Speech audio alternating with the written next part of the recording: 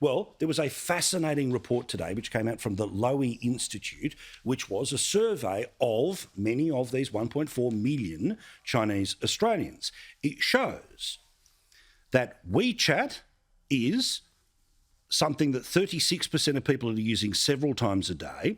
The best part of 47% are using at least once a day. And then YouTube is the other major social media platform. Why? Because they can watch Chinese language news there.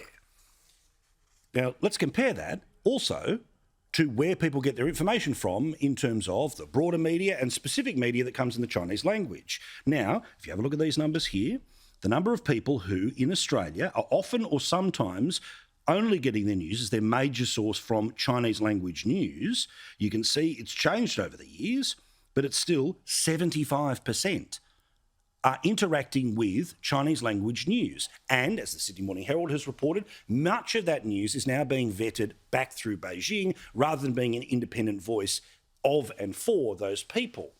Also, interestingly, inside this survey, because remember what we said after Aston and we said after the federal election, is you have to reintroduce yourself to the Chinese community because their vote now matters.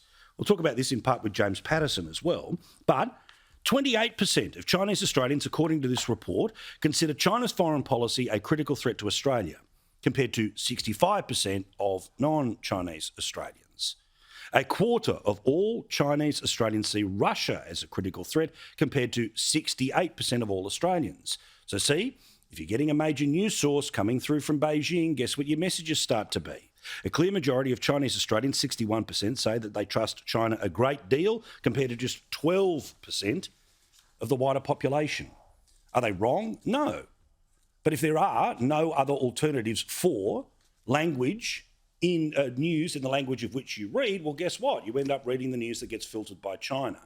It's an interesting series of discussions in and around the Lowy Institute report, and I'll hopefully get one of the people who've written that on the show next week, because this matters. It matters because it can determine elections, but it also matters because we want to make sure that anyone from any background is all learning the same thing at the same time about the community of which they live in and that loves them too.